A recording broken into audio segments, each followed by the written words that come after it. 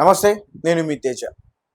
శ్రీకాకుళం జిల్లా నరసన్నపేటలో ఒక దారుణమైన ఘటన జరిగింది. ఒక అడ్వకేట్ ఇంటికి ఒక వృద్ధురాలు వెళ్తే ఆ వృద్ధురాల్ని దారుణంగా చంపేశారు. అసలు ఏం జరిగింది అనే విషయాలు పూర్తిగా తెలుసుకునే ప్రయత్నం చేద్దాం. మనతో పాటు మాట్లాడడానికి సీనియర్ జర్నలిస్ట్ తాము బాలాజీ ఉన్నారు, ఆయనతో మాట్లాడతాం. నమస్తే సార్. నమస్తే. సో ఒక వృద్ధురాలు అడ్వకేట్ దగ్గరికి ఒక పని మీద వెళ్తే అడ్వకేటే ఆమెను చంపేసిందంటూ కూడా చెప్తున్నారు. ఈ వార్త ఇప్పుడు చాలా సెన్సేషనల్ అవుతుంది. అసలేంటి సార్, ఏం జరిగింది? ఇదొక నాకు క్రైమ్ థ్రిల్లర్ని తలపిస్తుంది. ఒక క్రైమ్ థ్రిల్లర్ స్టోరీ చూసినట్టుగా ఉంది. ఇది మనకు తెలిసిన మన ప్రాంతంలో జరగడం ఆశ్చర్యకరం. ఇది ఏం జరిగింది, నువ్వు అన్నట్టు ఒక అడ్వకేట్ ఇంటికి నోటరీ చేయించుకోవడానికి వెళ్ళిన ఒక ముసలావిడ్ని చంపేశారు. వాళ్ళు చంపేసి ఆ శవాన్ని కూడా ఆర్గనైజ్డ్గా వాళ్ళు మాయం చేశారు. ఆధారాలను కూడా వాళ్ళు అడ్వకేట్లు కాబట్టి వాళ్ళకి క్రైమ్ ఇవన్నీ తెలుసు కాబట్టి, పోలీసుల ఇన్వెస్టిగేషన్ ఎలా ఉంటుందో తెలుసు కాబట్టి ముందుగానే చాలా తెలివిగా చేశారు. అయినా కూడా పోలీసులు పట్టుకోగలిగారు. సో ఎలా పట్టుకున్నారు పోలీసులు?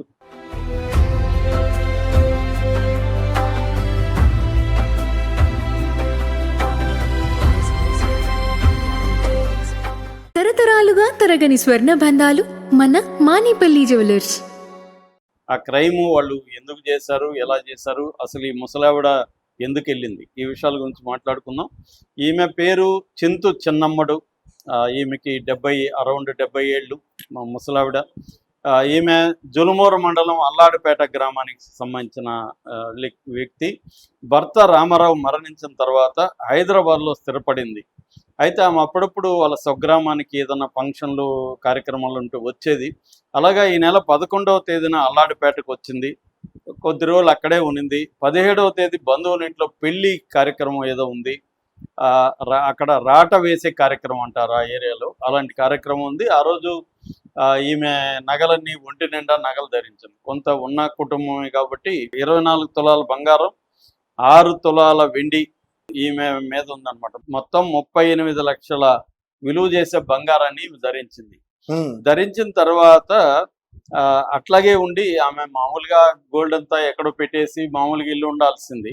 కానీ ఆమె అట్లాగే నోటరీ ఫ్యామిలీ సర్టిఫికేట్ కావాలని, ఊర్లో ఏదో ల్యాండ్స్ అవి ఉన్నాయి కొంత అమ్మాలి అంటే ఫ్యామిలీ సర్టిఫికేట్ అడిగారని ఫ్యామిలీ సర్టిఫికేట్ కోసం నోటరీ దగ్గరికి వెళ్ళింది.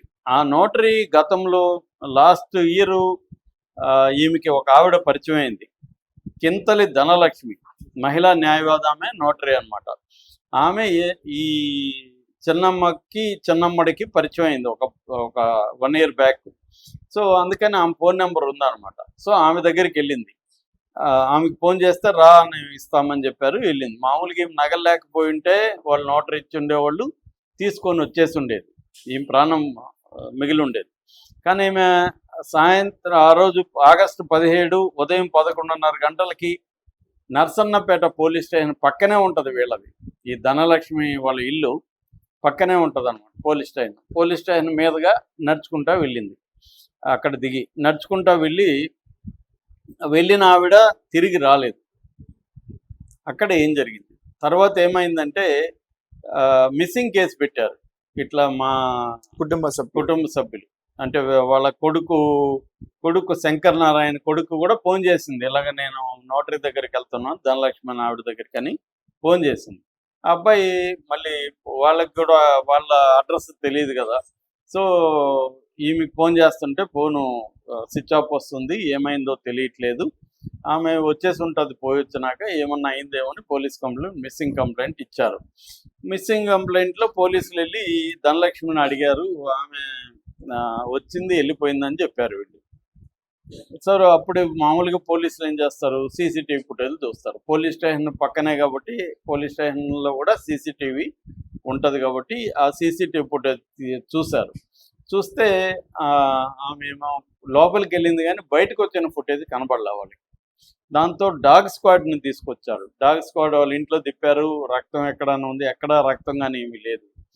తర్వాత 3 రోజుల తర్వాత ఈమె శవం ఒక డీకంపోజ్ అయ్యి అక్కడ కాలువ ఒడ్డున దొరికిందనమాట. దగ్గరలో హిరమండలం పిండ్రువాడ బ్రిడ్జి ఉంది, ఆ బ్రిడ్జి కింద ఒక కాలువ ఒడ్డున శవం. ఎవరికో స్మెల్ వస్తూ ఉంటే ఏమి ఇక్కడ స్మెల్ వస్తుంది, కుక్క ఏమన్నా చనిపోయిందా అని చూస్తే ఈ బాడీ కనబడింది. పోలీసులకు వాళ్ళు కంప్లైంట్ ఇచ్చారు. ఈమె మా తల్లి అనేది అతను కూడా కొడుకు కూడా గుర్తుపట్టాడు. అలాగా నగలు లేవు, అంటే శవం మీద నగలు లేవు. అంటే వీళ్ళకి అర్థమైంది ఏమంటే ఈమెని శవం నగల కోసమే చంపేశారు. అయితే ఎవరు చంపారన్న అనుమానాలు వచ్చాయి. అప్పుడు వీళ్ళకి ఏమర్థమైంది, ఈ సీసీటీవీ ఫుటేజ్ మళ్ళీ వీళ్ళు చూశారు. చూస్తే ఈమె మార్నింగ్ 11:30కి వెళ్ళింది వాళ్ళ ఇంటికి, ఈవినింగ్ వరకు రాలేదు. కానీ ఈవినింగ్ 4 o'clock ఒక కారు అక్కడికి వచ్చింది. ఆ కారులో ఏదో బ్యాగులు పెడుతున్నట్టుగా సీసీటీవీ ఫుటేజ్లో ఉంది. ఆ కార్ నెంబర్ పట్టుకున్నారు. ఆ కారు ఎక్కడికి పోయింది ఏంటనేది ట్రేస్ చేశారు. ఆ కారే ఈ బ్రిడ్జ్ దగ్గరికి పోయింది అనేది కూడా వీళ్ళకి సీసీటీవీ ఫుటేజ్ ద్వారా అర్థమైంది. ఆ కారు అతను పట్టుకుంటే ఆ కారు రెంటల్ కారు. మమ్మల్ని ఏదో లగేజ్ ఉందని రెంట్కి పిలిచారు, లగేజ్ పెట్టి ఆ బ్రిడ్జ్ దగ్గర ఎక్కడో ఆపమన్నారు, అక్కడ ఆపాను, ఇక్కడ దింపేసుకున్నారు, మేము వచ్చేసామని చెప్పాడు రెంటల్. తర్వాత ఏం చేశారు, ఆ కార్ని బాగా క్షుణ్ణంగా పరిశీలించారు. రెంటల్ అతను కూడా అబద్ధం చెప్తున్నాడు, ఆ డ్రైవర్ కూడా. అంటే వీళ్ళకి తెలిసినోడే అని చెప్తున్నారు ఆ కారు అతను. దాన్ని కెమికల్స్తో క్లీన్ చేసినట్టు ఉంది, బ్లడ్ లేకుండా. అంటే వీళ్ళు పోలీసులు రేపు ఏమైనా పట్టుకున్నా కూడా ఆధారాలు లేకపోతే మనకు శిక్ష పడదు అన్న యాంగిల్లో వీళ్ళు ట్రై చేశారు. వీళ్ళకి కూడా తెలుసు, ఒకవేళ పట్టుకుంటారు పోలీసులు, పట్టుకున్నా మనకు శిక్ష పడకూడదంటే ఆధారాలు ఉండకూడదు. అంటే వీళ్ళు చంపినట్టు ఆధారాలు ఏం లేవు కదా, కానీ కన్ఫర్స్ చేశారు. వీళ్ళు ఎంతమంది కలిసి చంపారంటే మొత్తం 3 కలిసి చంపారు. ధనలక్ష్మి, ఈమె లేడీ అడ్వకేట్ కమ్ నోటరీ, వాళ్ళ బ్రదర్ బెండి అచ్యుతరావు, వీడు స్టాంపు వెండరు, వాళ్ళ పెద్ద కుమారుడు కింతల గణేష్ న్యాయవాది, కోర్టులో ప్రాక్టీస్ చేస్తాడు. వీళ్ళు 3 కలిసి ఈమెను ముందే గోల్డ్ ఉండేసరికి వీళ్ళు మాట్లాడుకున్నారు, అరే ఈమెను వేసేస్తే ఫుల్ గోల్డ్ ఉంది బాడీ నిండా అని అనుకున్నారు. అనుకొని ఆమెను వాష్రూమ్లోకి తీసుకెళ్లి బలవంతంగా సుత్తితో కొట్టి చంపేశారు. చంపేసిన తర్వాత ఈ లిక్విడ్ ఇది కార్ని పిలిపించారు, కారులో బాడీని తీసుకెళ్ళి ఆ బ్రిడ్జ్ కింద వేశారు. తర్వాత కారులో బ్లడ్ అది ఉంటుంది కాబట్టి అదంతా కెమికల్ లిక్విడ్తో క్లీన్ చేశారు.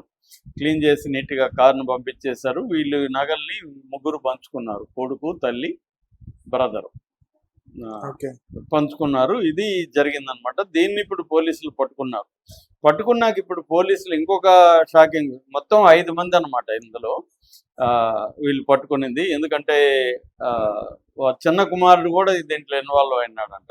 వాడు సాఫ్ట్వేర్ ఇంజనీర్, ఈ వీళ్ళ ఫ్యామిలీలో చిన్న కుమారుడు. ఇది రెండోది ఏంటంటే, ఇది ఫస్ట్ క్రైమ్ కాదు, 2008లో కూడా వీళ్ళు ఒక క్రైమ్ చేసి ఉన్నారు ఇలాగే. అప్పుడు కూడా డబుల్ మర్డర్, అది 2 చంపారు వీళ్ళు. అప్పుడు కూడా నగల కోసమే ఇలాగే చంపారంట. అంటే వీళ్ళకి అలవాటు ఉంది. ఇంకొక మర్డర్ కూడా చేసి ఉంటారు ఈ మధ్యలో, తెలియకపోవచ్చు. సో వీళ్ళకి అంటే ఇలా నగలతో లేకపోతే డబ్బులతో ఉన్న వాళ్ళు వచ్చినప్పుడు వాళ్ళని లోపలికి తీసుకెళ్ళి చంపేయడం, ఇది మనం మామూలుగా సినిమాల్లో చూస్తుంటాం, క్రైమ్ ఫ్యామిలీస్. ఇక్కడే జరుగుతుంది, అది కూడా లాయర్లు. సో వీళ్ళ మీద అంత ఈజీగా అనుమానం రాదు. వచ్చిన లాయర్లు కాబట్టి కేసుని వీళ్ళు డీల్ చేసుకోగలరు. ఇప్పుడు కూడా 2008లో వీళ్ళకేం శిక్ష పడలేదు, పోలీసులు ఏమి శిక్ష వేయలేకపోయారు. ఎందుకంటే వీళ్ళు ముందుగానే ఆధారాలు లేకుండా చూసుకుంటున్నారు. అంటే సీసీటీవీ ఫుటేజ్లో ఆమె వచ్చినట్టు ఉంది తప్ప వీళ్ళు చంపినట్టు ఆధారాలు ఏముంది? బెయిల్ ఈజీగా దొరికిపోతుంది. బెయిల్లో వాళ్ళకి ఏముంది, అంత లాయర్లు కాబట్టి జైల్లో కూడా డబ్బులు ఇస్తే పనులు అవుతాయని తెలుసు కదా వాళ్ళకి, వ్యవస్థలన్నీ ఎలా పనిచేస్తాయో తెలుసు వాళ్ళకి.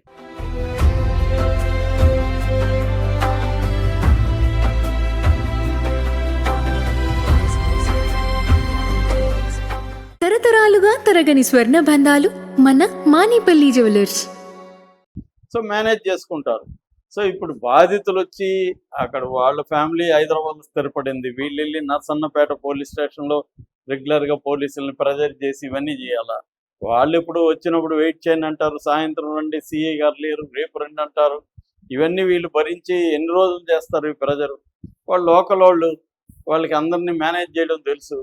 సో అందుకని హత్యలు చేస్తూ ఎస్కేప్ అవుతున్నారు. అందుకే మన ఇండియాలో 100 హత్యలు జరిగితే 63 మంది తప్పించుకుంటున్నారు, ఓన్లీ 37 మందికి మాత్రం శిక్షలు పడుతున్నాయి. 37% కన్విక్షన్ రేట్ ఉంది ఇండియాలో. ఎందుకంటే మిగతా నేను చాలాసార్లు చెప్తుంటాను, విక్టిమ్స్ బలహీనంగా ఉంటే, లేకపోతే ఇట్లాగే ఎక్కడో దూరం ఉండి ఏదో 70 ఏళ్ళ చనిపోయింది పోతే నగలు పోతే ఇప్పుడు ఎలాగో నగలు రికవర్ చేశారు, అవి తర్వాత చూసుకుందాంలే అనుకొని వీళ్ళు ప్రెజర్ చేయలేదు. కాకపోతే ఇక్కడ నగలు ఒకటి రికవర్ అయింది వీళ్ళ దగ్గర నుంచి. తర్వాత సాక్ష్యాలు ఇప్పుడు ఎలాంటి సాక్ష్యాలు కలెక్ట్ చేశారు, దీనికి హ్యూమన్ సాక్ష్యం విట్నెస్ అనేది ఎవరు లేరు. వాళ్ళల్లో ఎవరైనా అప్రూవర్గా మారితే తప్ప అలాంటి పని చేయొచ్చు పోలీసులు అనుకుంటే, అప్రూవర్గా మార్చి వాళ్ళల్లో ఒకరిని చేయొచ్చు. కానీ జనరల్గా శిక్షలు పడడం కష్టం అనమాట ఇలాంటి కేసుల్లో.